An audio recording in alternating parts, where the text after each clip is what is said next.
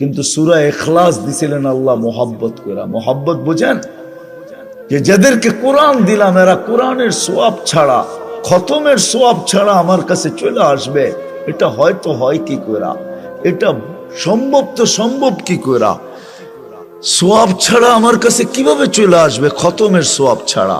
তো আল্লাহ সূরা ইখলাস নাযিল করছেন, বলছে একবার পড়বি 10 পারা, দুইবার পড়বি 20 পারা, তিনবার পড়বি 30 পারা। তিনবার পড়তে দেরি, খতমের সওয়াব তোর আমলনামায় আমি আল্লাহ লিখতে দেরি করব না। তুই যখন আমার কাছে আসবি তো খতমের সওয়াব তোর আমলনামায় ভরপুর থাকবে। ডেলি একবার পড়লে এক খতম, তিনবার পড়লে এক খতম, 365 দিন তিনবার ডেলি পড়লে 365 দিনে 365 খতম। 40 বছর বাঁচলে 365-কে 40 দিয়ে পূরণ দেন, কত খতম। 50 বছর বাঁচলে কত খতম, 80 বছর বাঁচলে কত খতম। কবরে যাওয়ার পরে তো দেখবে কোরআনের খতম দিয়ে ওরে কোরআনই ডাইকা রাখছে। সমস্ত আজাব সাজাব রে বলবো দূরে সর, আমি কোরআন। হাদিসে আছে, হাদিসে আছে, আমার কথা মেনে নেন। ওলামাদেরকে বলি তালাশ করে নেন, হাদিসে আছে কোরআনের সাথে যার মহব্বত হবে, অগাধ ভালোবাসা হবে, পড়তে পারে না এইভাবে শুধু পড়বে কোরআনকে, কসম খোদার কবরে যাওয়ার পরে কোরআন ওরে ডাইকা নিবে। ফেরেশতা জিজ্ঞাসা করবে তুই কে? চিনিস না? আমি কোরআন, আল্লাহর কালাম। যা জিজ্ঞাসা করবি আমাকে জিজ্ঞাসা কর, কাগজ আমাকে দে, আমি জবাব লেখা দেই। সত্য এটা, কোরআন দিছিলেন এই জন্য আসেন। আমাদের গন্তব্য আছে, আমরা সবাই গন্তব্যের দিকে ধাবমান। প্রস্তুতি নিয়ে যেতে হবে। প্রস্তুতিকে এক শব্দে বুঝাইছেন হেদায়েত। হেদায়েত পাইতে হবে। হেদায়েত পাইলে ওইখানের প্রস্তুতিও হবে, এই দুনিয়াটাও সুন্দর হবে। হেদায়েত যখন পাওয়া যাবে কসম খোদার, তখন কারো জীবনে কোনো চাহিদা থাকবে না। চাহিদা বোঝেন? হ্যাঁ, চাহিদা বোঝেন? চাহিদা থাকবে না, না পাওয়ার বিরুদ্ধে কোনো অভিযোগ থাকবে না। সবার জীবনে দুটা জিনিস আসবে, শুকুর আর সবর। যেমন পাক, যতটুকু পাক, যেমন পাক, কম টাকার বেশি টাকার, কম দামের বেশি দামের, যতটুকু পাবে অতটুকু পায়া বলবে আলহামদুলিল্লাহ। কি বলবে? কি? আর যখন পাবে না তখন কি বলবে? যখন পাবে না তখন সবর করবে। যদি বলে সবর করিস, তো সবরের ফল মিঠা, তুই জানিস না কেমন মিঠা লাগে। কেমন মিঠা লাগে তুই জানিস না, সবরের ফল মিঠা। সবর করবে, আর দোনোটার দ্বারা আল্লাহ রাজি হবে। শুকুরের বিনিময়ে জান্নাত, সবরের বিনিময়ে জান্নাত। প্রত্যেক করে যদি এই দুটা জিনিস চলে আসে, আর দুটা জিনিস যদি বাহির হয়ে যায়, চাহিদা যদি বাহির হয়ে যায়, অভিযোগ যদি বাহির হয়ে যায়, যে কোনো অভিযোগ নাই, না পাওয়ার বিরুদ্ধে কোনো অভিযোগ নাই, পাওয়ার জন্য কারো কোনো চাহিদা নাই, পাইলো যখন শুকরিয়া আদায় করলো, যত টাকারই পাইলো, বাপ দিতে পারলো তো আলহামদুলিল্লাহ বলল। কত দামের দিল, কোন ব্র্যান্ডের দিল, কোন কোম্পানির দিল, কেমন দিল, এটা দেখলো না, পাইলো তো আলহামদুলিল্লাহ বলল, না পাইলো তো সবর করলো। দেখেন প্রত্যেকের ঘর জান্নাত হবে, জান্নাত। দুনিয়াও সুখের হবে, সুখ। হায়, আপনারা অজয় পাড়াগায় গ্রামে থাকেন, আপনাদের এখানেও সুখ নাই। আপনারা বলেন আমরা গুলশানে থাকি না এই জন্য সুখ নাই। গুলশানে যারা থাকে ওদেরও ঘরে সুখ নাই। যদি সুখ থাকতো তাহলে নিজের পিস্তল নিজের মাথায় লাগায়া গুলি কেন করতো? গুলি কেন করতো? নিজের টাকার রশি কিনা গলায় লাগায়া কেন চলে যেত? গুলশানেও সুখ নাই, বাড়ি দাঁড়ায়ও সুখ নাই। দেখতে দেখা যায় সুখী, ওইখানেও যায় দেখেন আগুন জ্বলে। ওইখানেও সুখ নাই, অজয় পাড়াগায়ও সুখ নাই, কোথাও এখন সুখ নাই। কেন? হেদায়েত নাই। আসেন হক্কানি আলেমদের, আল্লাহ ওয়ালাদের পিছে চলি, এদের কথা মতো চলি, প্রস্তুতি হয়ে যাবে। দুনিয়াও সুখী হবে, আখেরাতেরও সুখে হবে। কি রাজি? এই জন্য প্রথমে অতীতের জন্য তওবা করতে হবে। তওবা করতে রাজি? বলেন আমার সাথে, আল্লাহ তওবা করলাম। মনের থেকে তো?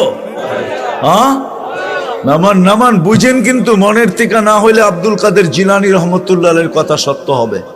বলবে লিসানুকা মুমিন কলবুকা মুনাফিক। তোর মুখ তো সত্যবাদী, কিন্তু দিলটা তোর মুনাফিক। দুটা এক হইতে হবে। আর যদি তওবা মনের থেকে করতে পারেন, পিছেরটা মাফ। এটা আল্লাহর ওয়াদা আছে। ফাইন তাবু ফানা হাবিবুহুম। তওবা করতে দেরি মনের থেকে, আল্লাহ বলে তোকে বন্ধু বানাইতে দেরি করি না। যদি মজমা মনের থেকে করতে পারে, সবাই বলতে পারে আমি আল্লাহর বন্ধু। আল্লাহর কথা সত্য। আল্লাহ তওবা।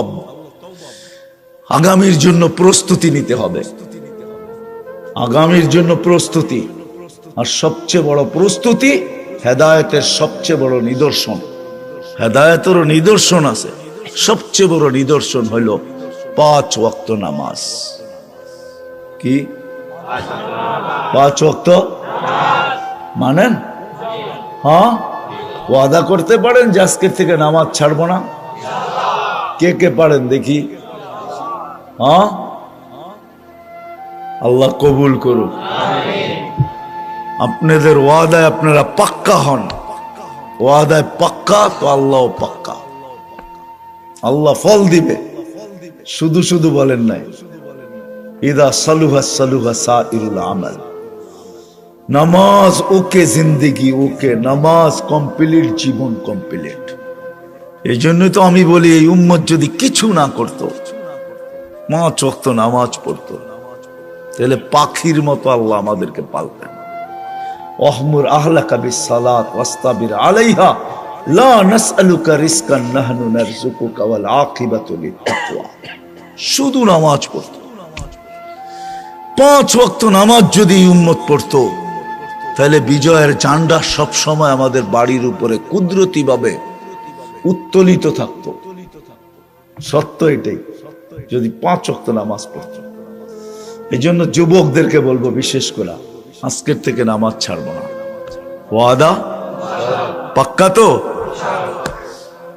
আর একটা কথা বলবো, প্রথম তো বলেই দিছি, হক্কানি আলেমদের পিছে চলেন, এদের সাথে সম্পর্ক জোড়েন, ভালোবাসা রাখেন, এদের কথা মতো চলেন, এদের থেকে জিজ্ঞাসা করে চলেন। সব তো মানতে পারবেন না, এটাও সত্য, কিন্তু সীমা রেখা দিয়া গেছেন আল্লাহ রাসূল। 100 ভাগের 10 ভাগ মানলেও চলবে। লাউ উমিলা উসরা মা উনসিলা বিলা নাজা। 100 ভাগের 10 ভাগও যদি মানো, তো আল্লাহ নাম্বার দিবে 110 দিবে না। প্রত্যেকটাকে 10 গুণ করে 100 নাম্বার দিবে, 100তে পাস করাবে। যদি এতটুকু না পারি, তো আল্লাহ রাসূল আরো নামায়া দিয়া গেছেন, কমায়া দিয়া গেছেন, ছাড় দিছেন, মূল্য ছাড়, হ্রাস দিয়া দিছেন। বলছে এক সময় আসবে, লাউ তামাসসাকা বিসুন্নতি, একটাও যদি মাইনা ওটাতে জ্বলতে জ্বলতে কবর পর্যন্ত পৌঁছতে পারে, 100 শহীদের সওয়াব হবে। এই জন্যই তো আমি বলি, হায় আমার সমাজের যুবক যদি জীবনে একবারও আল্লাহর রসুলের স্টাইলে চুল কাটতে পারতো, আল্লাহর রসুলের স্টাইলে চুল, আল্লাহর রসুল যেমন বলছে, কাইটা যদি বলতো যে আমি জীবনে একবার কাইটা রেখা দিতেছি, কিয়ামতের দিন অবশ্যই দেখা হবে, ওই দিন আমি বলবো আপনার স্টাইলে একদিন চুল কাটছি, কি দিবেন দেন। কিন্তু আফসোস, আমার সমাজের যুবক তো আল্লাহ রসুলের স্টাইলে চুল কাটতে চায় না। কমসে কম চুলটা এটাও তো কাটতে চায় না, রসুলের সুন্নতের উপরে চলতে চায় না। এই জন্য হক্কানি আলেমদের থেকে জিজ্ঞাসা করা চলবে। লাভ কিয়ামতের দিন দেখবো ইনশাআল্লাহ। চলবেন তো? আর যুবকদের পায়ে হাত রাখা বলবো, আল্লাহকে নারাজ না করি, এমন কিছু করো না যে আল্লাহ নারাজ হয়ে যায়। আল্লাহ যদি নারাজ হয়ে যায়, তাহলে লানত কিন্তু তোমার পর্যন্ত থাকবে না। ইদা উসিতু গাদিবতু আল্লাহ বলে আমি যদি নারাজ হয়ে যাইতো আমি রাগ হই, ওয়াইদা গাদিবতু লাআনতু, আর আমি যখন রাগ হই তো লানত বর্ষণ করতে থাকি। ওয়াল লানাতু তাবলুগু সাবআন মিনাল ওয়ালাদ, 7 জেনারেশন পর্যন্ত পৌঁছবে। এই জন্য তোমাদের পায়ে হাত দিয়ে বলি আল্লাহকে নারাজ করো না, এমন কিছু করো না যে আল্লাহ নারাজ হয়ে যায়। আল্লাহ নারাজ হয়ে যায়। কসম খোদার আমি 2-4টা তোমাদেরকে দেখাই। সারা বৎসরে এরকম কিছু পর্ব আসে যেগুলা তোমরা করে বেড়াও। আল্লাহ কোন দিন নারাজ হয়ে যায়, কোন দিন নারাজ হয়ে যায়, জমিন রে হুকুম দিয়া দেয়, লাউ আমারতুল আরদা লাবতালাআত কাফি বাতনিহা, জমিনকে হুকুম দিয়া দিবে। 2 দিন আগে মনে হয় দিয়া দিছিল, যার কারণেই তুর্কির মতো দেশ এখন কি কি ধ্বংস লীলায় রূপান্তরিত। হাজারে যে পচে আল্লাহ জানে, কয় হাজারে যে পচে আল্লাহ জানে। এখন পর্যন্ত পুরা উদ্ধার শেষ হয় নাই, চলতেছে, ঠিক না? আল্লাহ আমাদের উপরে নারাজ না হয়ে যায়। এমনি তো 24 ঘন্টা নারাজই করি, নারাজই করো যুবক। 24 ঘন্টায় নেটে দেখতে থাকো আর মজা নিতে থাকো, ঠিক না? নারাজ তো হয়ই। প্রত্যেক ঘরে টেলিভিশন চলতেছে, প্রত্যেক 4 দোকানে টেলিভিশন চলতেছে, চ্যানেল পরিবর্তন করতেছে, দোকানদার দেখতেছে কে বেশি খায়।